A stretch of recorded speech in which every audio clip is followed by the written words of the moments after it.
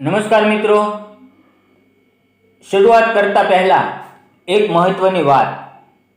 આજે જે વાર્તા તમે સાંભળવા જઈ રહ્યા છો તે એક કાલ્પનિક કથા છે. આ વાર્તામાં દર્શાવેલા નામ, પાત્ર અને સ્થળો અને ઘટનાઓ માત્ર મનોરંજન માટે રચવામાં આવ્યા છે.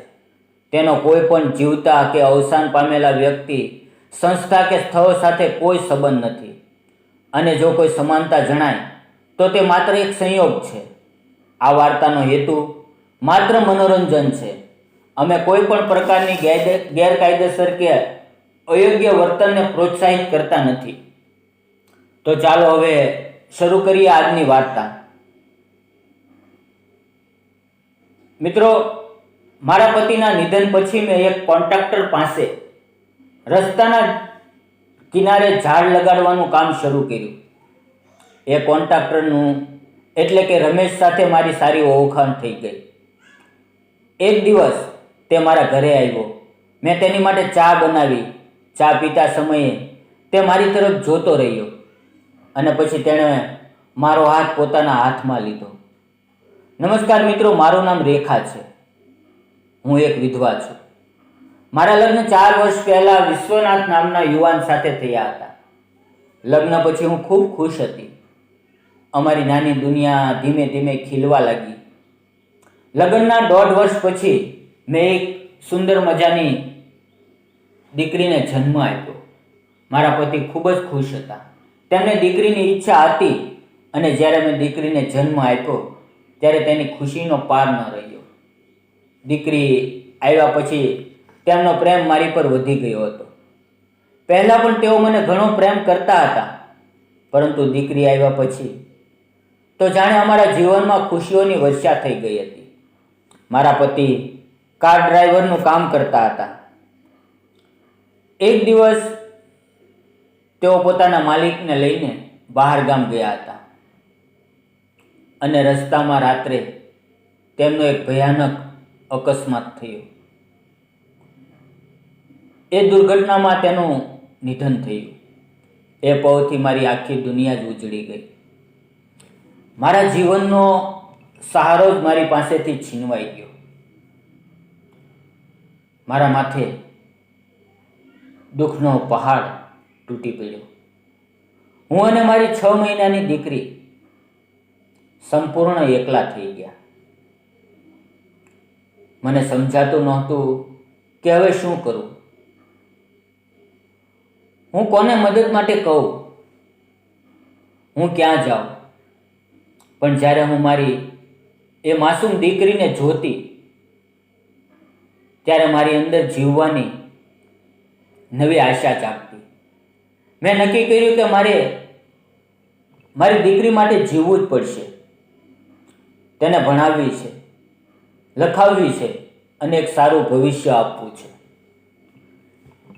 ધીમે ધીમે દિવસો પસાર થવા લાગ્યા. પતિને ગયે 1 વર્ષ થઈ ગયું, પણ તેમની યાદો અને તેની સાથે વિતાવેલી દરેક પળ આજે પણ મારા દિલમાં તાજા હતા. હું અંદરથી તૂટી ગઈ હતી, એકલતા અનુભવતી હતી. પણ મારી દીકરીની હસી જોઈને મારી જાતને સંભાળવાનો પ્રયત્ન કરતી. તેનું માસૂમ સ્મિત મને ઊભા રહેવાની શક્તિ આપતું હતું. મારી એક સહેલી હતી. તેણે એક દિવસ મને કહ્યું, તું કેટલા સમય સુધી પતિની યાદમાં રડતી રહીશ? જે જતું રહ્યું છે તે પાછું નહીં આવે. હવે સમય છે કે તું પોતાના માટે અને પોતાની દીકરી માટે ઊભી થા. તેની વાત સાંભળી મને વિચારતા કરી દીધી કે જો હું આવી રીતે રડતી રહીશ તો મારી દીકરીના જીવનનું શું થશે? મારી પાસે કોઈ સહારો નહોતો. પતિએ થોડા ઘણા પૈસા ભેગા કર્યા હતા, તે પણ હવે પૂરા થઈ રહ્યા હતા. મેં મારી સહેલીને કહ્યું, તું મને કહે હું કયું કામ કરું ત્યારે તેણે કહ્યું, એક કોન્ટ્રાક્ટર છે જે રસ્તાના કિનારે ઝાડ લગાવવાનું કામ કરાવે છે અને સારા પૈસા પણ આપે છે. હું પણ એ જ કામ કરું છું. જો તારે આવવું હોય તો મારી સાથે ચાલ.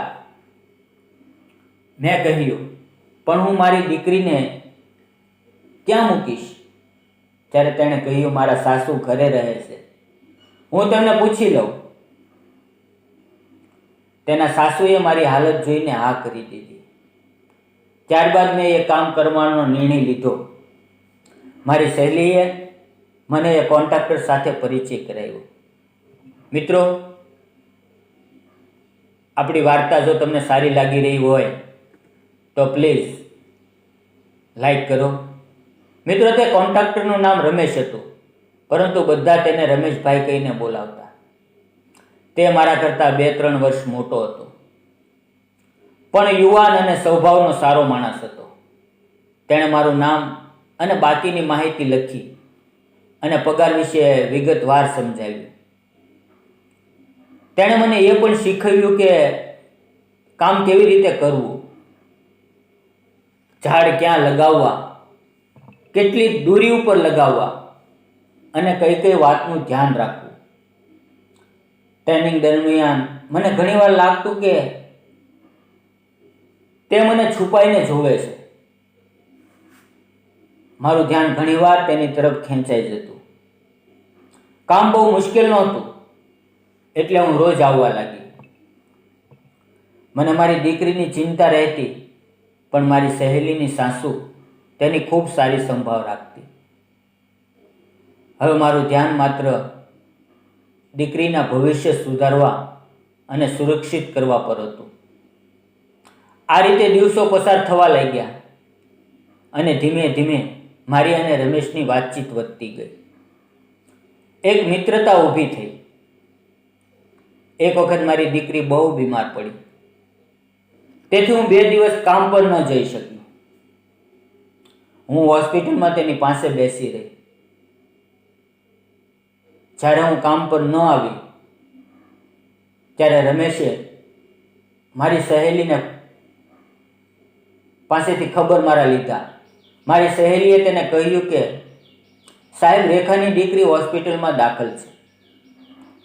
એ સાંભળતા જ રમેશ એક પણ ક્ષણનો વિચાર કર્યા વગર કાર લઈને સીધા હોસ્પિટલમાં આવ્યા. તેમને જોઈને હું ચકિત થઈ ગઈ. તેઓ મારી પાસે બેસીને પૂછવા લાગ્યા, શું થયું?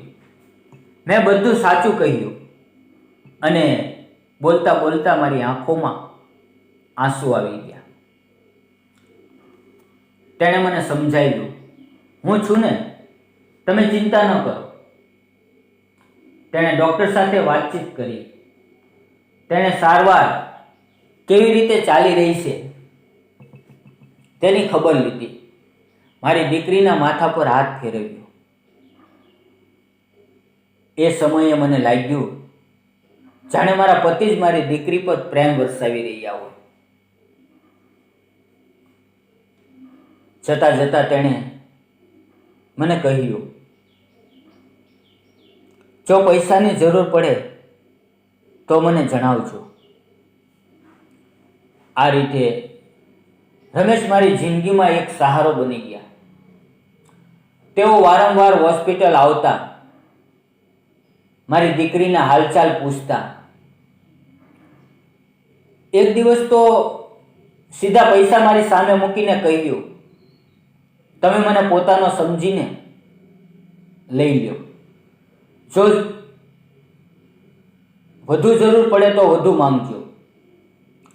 તેની દયા અને ઉદારતા જોઈને હું આંસુને રોકી શકી નહીં. ધીમે ધીમે મારી દીકરીની તબિયત સુધરવા લાગી. ડૉક્ટરે રજા આપી ત્યારે રમેશ પોતે કાર લઈને આવ્યા. હોસ્પિટલનું બાકીનું બિલ ભરી દીધું અને અમને ઘરે મૂકવા આવ્યા. ઘરે આવી મેં તેના માટે ચા પીવા માટે રોક્યા, પણ તે કહેવા લાગ્યા, મારે કામ છે, હું પછી આવીશ. જતાં પહેલાં હવે સ્મિત સાથે મારી સામે જોયું અને પછી ચાલ્યા ગયા. હવે હું ફરીથી કામ પર જવા લાગી, પણ મન વારંવાર રમેશ તરફ ખેંચાતું. તેમની દરેક હરકતમાં માનવતા હતી. તેની વાતોમાં પોતાનાપણું એટલે કે અપનાપણું હતું. એક દિવસ ભારે વરસાદ થયો.